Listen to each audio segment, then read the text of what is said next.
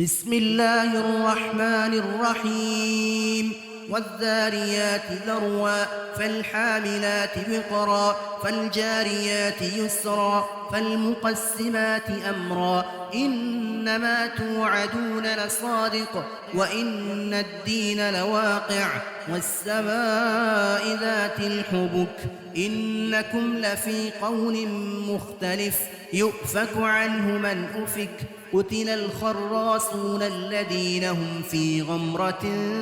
ساهون يسألون أيان يوم الدين يوم هم على النار يفتنون ذوقوا فتنتكم هذا الذي كنتم به تستعجلون إن المتقين في جنات وعيون آخذين ما آتاهم ربهم إنهم كانوا قبل ذلك محسنين كانوا قليلا من الليل ما يهجعون وبالأسحار هم يستغفرون وفي أموالهم حق للسائل والمحروم وفي الأرض آيات للموقنين وفي أنفسكم أفلا تبصرون وفي السماء رزقكم وما توعدون فورب السماء والأرض إنه لحق مثل ما أنكم تنطقون هل أتاك حديث ضيف إبراهيم المكرمين إذ دخلوا عليه فقالوا سلاما قال سلام قوم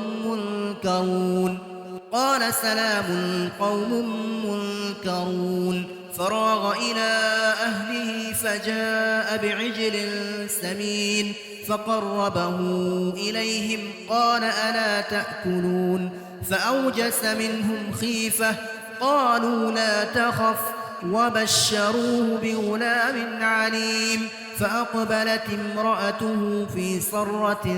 فصكت وجهها وقالت عجوز عقيم قالوا كذلك قال ربك إنه هو الحكيم العليم قال فما خطبكم أيها المرسلون قالوا إنا أرسلنا إلى قوم مجرمين لنرسل عليهم حجارة من طين مسومة عند ربك للمسرفين فأخرجنا من كان فيها من المؤمنين فما وجدنا فيها غير بيت من المسلمين وتركنا فيها آية للذين يخافون العذاب الأليم وفي موسى إذ أرسلناه إلى فرعون بسلطان مبين فتولى بركنه وقال ساحر أو مجنون فأخذناه وجنوده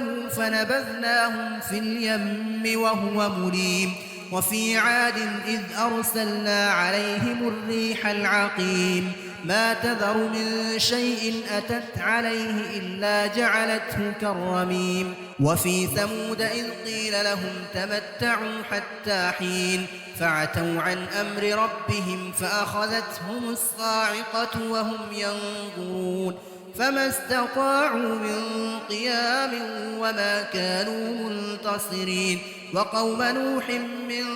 قبل إنهم كانوا قوما فاسقين والسماء بنيناها بأيد وإنا لموسعون والأرض فرشناها فنعم الماهدون ومن كل شيء خلقنا زوجين لعلكم تذكرون ففروا إلى الله إني لكم منه نذير مبين ولا تجعلوا مع الله إلها آخر إني لكم منه نذير مبين كذلك ما أتى الذين من قبلهم من رسول إلا قالوا ساحر أو مجنون أتواصوا به بل هم قوم طاغون فتول عنهم فما أنت بملوم وذكر فإن الذكرى تنفع المؤمنين وما خلقت الجن والإنس إلا ليعبدون ما أريد منهم من رزق وما أريد أن يطعمون إن الله هو الرزاق ذو القوة المتين فإن للذين ظلموا ذنوبا مثل ذنوب أصحابهم فلا يستعجلون فويل للذين كفروا من يومهم الذي يوعدون